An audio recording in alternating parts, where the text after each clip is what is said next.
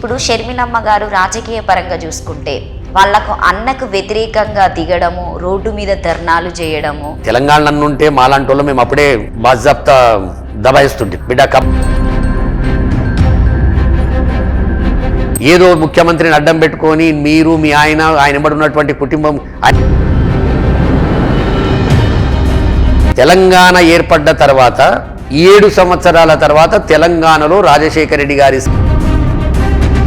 మీరు వైఎస్ఆర్ గారికి చాలా వీరాభిమాని కదా సార్, అప్పుడు అసలు మీరు ఆ సిచ్యువేషన్లో ఎలా కొనుక్కున్నారు? మొదలు పొరపాటుగా మాట్లాడినటువంటి సిహెచ్ విద్యాసాగర్ రావు గారు నీటిపారుదల నిపుణులైన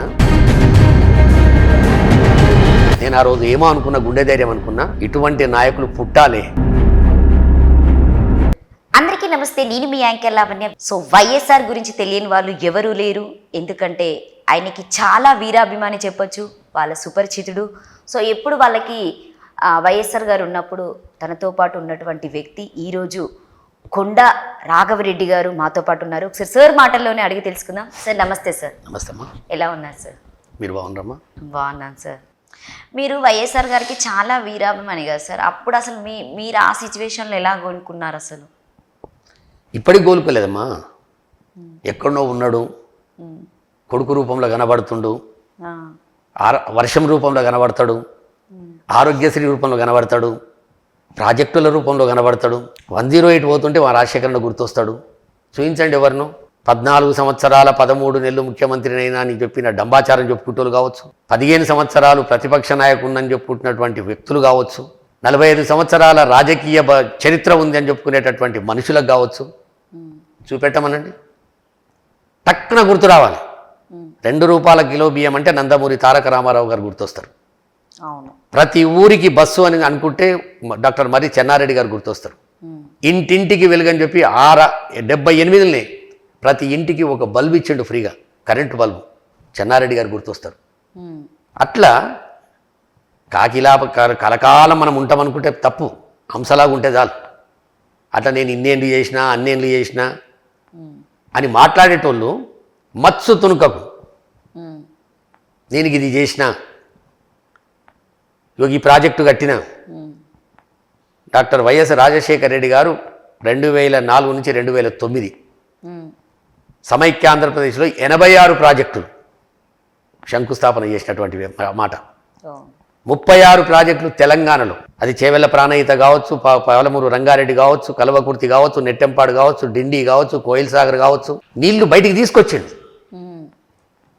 ఆ మహానాయకుని గురించి మొదలు పొరపాటుగా మాట్లాడినటువంటి సిహెచ్ విద్యాసాగర్ రావు గారు నీటిపారుదల నిపుణులైన తెలంగాణలో చాలా పెద్ద నీటి మీద రీసెర్చ్ చేసినటువంటి వ్యక్తి. ఏంది రాజశేఖర రెడ్డి గారు ఏమనుకుంటుండు, ఏం గుండె ధైర్యం ఇది, తెలంగాణలో 36 ప్రాజెక్టులకు శంకుస్థాపన చేయడం ఏంది, ఇదేం చెరువులు అనుకుంటుండా, చెక్ డ్యామ్లు అనుకుంటుండా అన్న వ్యక్తి రాజశేఖర రెడ్డి గారు స్వర్గస్థులైన తర్వాత తెలంగాణ ఏర్పడ్డ తర్వాత ఆ ప్రాజెక్టులు నిర్మాణం ముందుకు పోతుంటే మళ్ళగో ఇంటర్వ్యూలో చెప్పిండు, నేను ఆ రోజు ఏమో అనుకున్నా, గుండె ధైర్యం అనుకున్నా, ఇటువంటి నాయకులు పుట్టాలి, ఉండాలి అని చెప్పినటువంటి మాట. అటువంటి రాజశేఖర రెడ్డి గారిని సిహెచ్ విద్యాసాగర్ రావు గారు కావచ్చు, తెలంగాణలో ఉన్నటువంటి ప్రముఖులు కావచ్చు, ఇవాళ కూడా బట్టి విక్రమార్క లాంటి నాయకులు వాళ్ళ దేవుని రూమ్లో రాజశేఖర రెడ్డి గారి ఫోటో ఉంటుంది. తెలంగాణలో ఏ గ్రామానికి పోయినా 75 నుంచి 80% ఇళ్లల్లో రాజశేఖర రెడ్డి గారి బొమ్మ ఉంటుంది. అటువంటి రాజశేఖర రెడ్డి గారిని నేను అభిమానించే నాయకుడిని ఎట్లా మరవగలుగుతాను చెప్పండి. ఎక్కడో ఒక దగ్గర ఉన్నాడు అనుకుంటేనే మా ఆరోగ్యం బాగుంటుంది.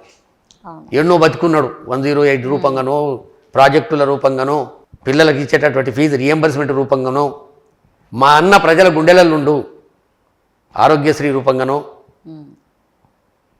అందుకే రాజశేఖర రెడ్డి గారంటే ఆ వీరాభిమానం నాకుంది. అదే పనిని ఇవాళ 15 సంవత్సరాలైనా ప్రజల గుండెల్లో నిర్మలంగా ఉన్నటువంటి రాజశేఖర రెడ్డి గారిని ఇంకా బతికిస్తున్నాడంటే ఆ ఒక్క కొడుకు. ఇలా రాజశేఖర రెడ్డి గారు అదృష్టవంతుడు, విజయమ్మ గారు అదృష్టవంతురాలు ఆ కొడుకును గన్నందుకు. సార్ నెక్స్ట్ సార్ ఇంకొకటి ఏంటంటే, ఇప్పుడు షర్మిలమ్మ గారు రాజకీయ పరంగా చూసుకుంటే వాళ్లకు అన్నకు వ్యతిరేకంగా దిగడము, రోడ్డు మీద ధర్నాలు చేయడము, మాట్లాడే విధానమైనా మనం చెప్పుకుంటే దేశ చరిత్రలో ఇలా జరిగిందా, ఇప్పుడే జరుగుతుందా అంటే మీ రాజకీయ పరంగా ఏం చెప్తారు? ఒక్కటమ్మా, ఆ అమ్మాయిని 2009 నుంచి నేను దగ్గరకు చూస్తున్నాను.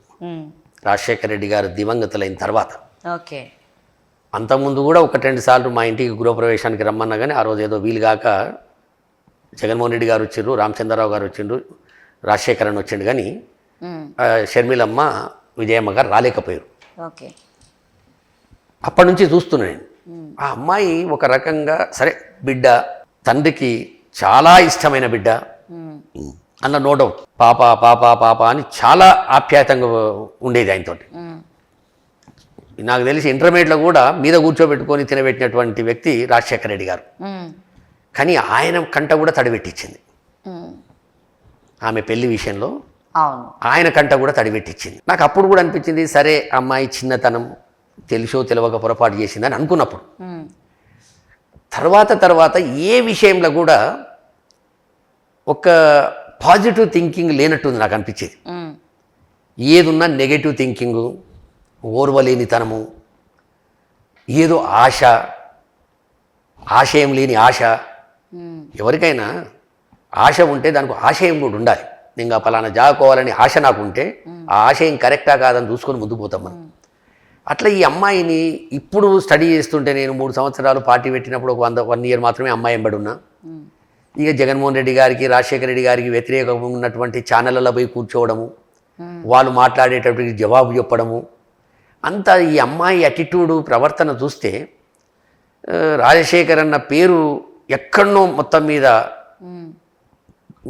ఇబ్బంది పెట్టే పరిస్థితి తెస్తుందనే అనుమానం నాకు వచ్చింది. వచ్చిన తర్వాతనే నేను పక్కకు జరిగిన చెప్పిన కూడా, అమ్మ మీరు మాట్లాడే ప్రవర్తన మంచిది కాదు, పద్ధతి కాదు, ముఖ్యమంత్రి గారిని కానీ ఇక్కడ కానీ అక్కడ కానీ ఇక్కడ మాట్లాడే పద్ధతి కూడా కాదని చెప్పిన. ఆ అమ్మాయికి ఏందో నాకు తెలియదు కానీ గమ్యం లేని ప్రయాణం చేస్తుంది పాపం. ఒక ముఖ్యమంత్రికి కూతురు, ఒక ముఖ్యమంత్రికి చెల్లెలివి, నువ్వు ఎట్లుండాలి, ఎంత హుందాగా ఉండాలి. మీరు రోజు ఉదయం లేస్తే ప్రార్థన చేస్తామని చెప్పేటటువంటి ఒక దైవ సేవకునికి భార్య. సరే ఆ దైవ సేవకుడు కూడా ఇలా రాజకీయ నాయకుడు అయిపోయింది కదా, మనం ఏం మాట్లాడలేం, కానీ అందుకు ఎంత హుందాగా ఉండాలి. నేను చాలాసార్లు చెప్పినమ్మా, ఈ మధ్యన ఆ అమ్మాయి ఎప్పుడైతే ఆంధ్రప్రదేశ్లో పోయి మా కుటుంబం జీరడానికి తెలంగాణ నన్నుంటే మాలాంటి వాళ్ళు మేము అప్పుడే బాజాప్తా దబాయిస్తుంటిమి, బిడ్డ ఖబర్దార్ అని చెప్తుంటిమి. తెలంగాణ ఉన్నన్ని రోజులు ఒక పల్లెత్తు మాట కూడా జగన్మోహన్ రెడ్డి గారిని అనలే. ఇక్కడ కూడా వచ్చి నేను ఇక్కడ హైదరాబాద్ అవన్నీ ఇక్కడనే పుట్టినా, ఇక్కడనే పెరిగినా, ఇక్కడనే పిల్లలను కన్నా, నాకు బోనం ఎరక, బతుకమ్మ ఎరక, బిర్యానీ ఎరక, ప్యారడైజ్ ఎరక, సెంటాన్స్ ఎరక, ఓ ఇక్కడ బిడ్డనని చెప్పుకోవడానికి ఎవడరా నన్ను తెలంగాణ కాదన్నది గల్లబడతా. ఇక ఇక్కడ చేసేటి అన్నీ చేసింది. మళ్ళీ ఇప్పుడు అక్కడికి ఏం మాట్లాడిందో అర్థం కాలే. ఇక్కడ కూడా ఏదన్నా మాట్లాడు, సబ్జెక్టు మీద మాట్లాడడం లోపల తప్పు లేదు. ఏ పార్టీలను పోయినా మాకు అభ్యంతరం లేదు. మన నాయనను ఎఫ్ఐఆర్లో పెట్టిన పార్టీలో, మన అన్నను జైల్లో పెట్టిన పార్టీలో పోయినందుకే మనకు బాధ. నువ్వు వ్యతిరేకించినవు, ఇయ్యాల మళ్ళీ నీకు వాళ్ళే మంచి కనబడుతుర్రా, ఇది అన్యాయం, రాజకీయంగా ఇంత దిగజారిపోవద్దు అనే మాటని నేను చెప్పిన. సరే మీరు విభేదాలు ఎందుకు వచ్చినాయి అనేది మొత్తానికి తెలిసిపోయింది అందరికీ. నీకే రాజకీయ విభేదం కాదు, ఆస్తి విభేదం కాదు, నీ ఓర్వలేని తనం, ఏదో ముఖ్యమంత్రిని అడ్డం పెట్టుకొని మీరు మీ ఆయన వెంబడి ఉన్నటువంటి కుటుంబం, ఆయనకు ఉన్నటువంటి ఒక టీం ప్రభుత్వంలో వ్యతిరేకంగా ఏదో కొన్ని పనులు అడగడం, ఆయన నో అనడం, దాన్ని కక్షగట్టి ఈడ పార్టీ పెట్టడం, ఇవన్నీ కూడా ఒక రకమైనటువంటి ఫ్రస్ట్రేషన్కి వెళ్ళిపోయింది అమ్మాయి. వెళ్ళిపోయి ఇక్కడ ఏం మాట్లాడిందో మనం అన్ని చూసినాం. సేమ్ ప్లేస్ మాత్రమే మారింది. మాటలు మాత్రం ఆడబిడ్డ ఈడబిడ్డ, ఇక్కడ కోడళ్ళని ప్రూవ్ చేసుకునే ప్రయత్నం చేసింది, అక్కడ బిడ్డనని ప్రయత్నం చేస్తుంది. చెయ్యి, నిన్ను రాజశేఖర రెడ్డి గారి బిడ్డే కాదని ఎవరు అంటలేరు. మన భారత సంస్కృతి, హిందూ సంస్కృతి, మన తెలుగు ఆంధ్రప్రదేశ్లో తెలుగు వాళ్ళ సంస్కృతి ఏంది? అత్తగారింటికి పోయిందంటే గోత్రం కాడికెళ్ళి మారిపోతుంది, పేరు కాడికెళ్ళి మారిపోతుంది, ఇంటి పేరు కాడికెళ్ళి మారిపోతుంది. ఏదన్నా గుళ్ళ గోపురాలు పోతే మన గోత్రం చెప్పమంటే రాజశేఖర రెడ్డి గారు జగన్మోహన్ రెడ్డి గారు కుంభాల గోత్రం చెప్పొద్దు నువ్వు, నీ గోత్రం చెప్పాలి. ఉమ్, వాళ్ళ గోత్రం ఎవరు చెప్పుకుంటారు? వాళ్ళు చెప్పుకుంటారు. అవును. ఇంత ఇంగిత జ్ఞానం లేకుండా నేనే బిడ్డను, నేనే కోడలను, ఉమ్, ఏమవసరం వచ్చింది? నీ రాదన్నోళ్ళు ఎవరు? ఉమ్, నువ్వు గమ్యం లేని ప్రయాణం చేస్తున్నావు, ఏడున్నావో తెలియదు, ఏడు కోతున్నావో తెలియదు, ఎందుకు మాట్లాడుతున్నావో తెలియదు. ఆంధ్రప్రదేశ్ గురించి నీకేమెరక?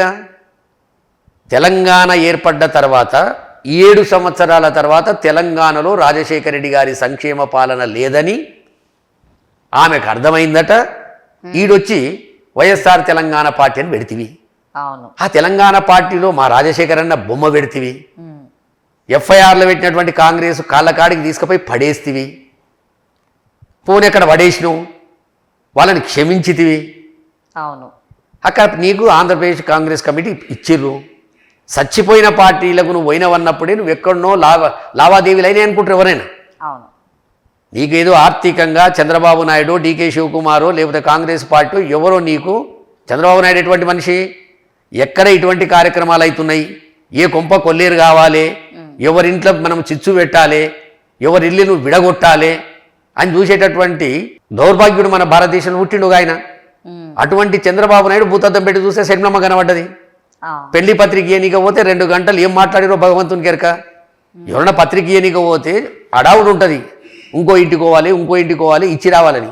ఒకటే ఇంట 2 గంటలు కూర్చురంటే అది వైఎస్ రాజశేఖర రెడ్డి గారికి బద్ధశత్రువైనటువంటి చంద్రబాబు నాయుడు, రాజారెడ్డి గారిని చంపిపించినటువంటి చంద్రబాబు నాయుడు, రాజశేఖర రెడ్డి గారి కొడుకు మీద ఎర్రమనాయుడు తోటి కేసులు పెట్టించినటువంటి చంద్రబాబు నాయుడు, అవును.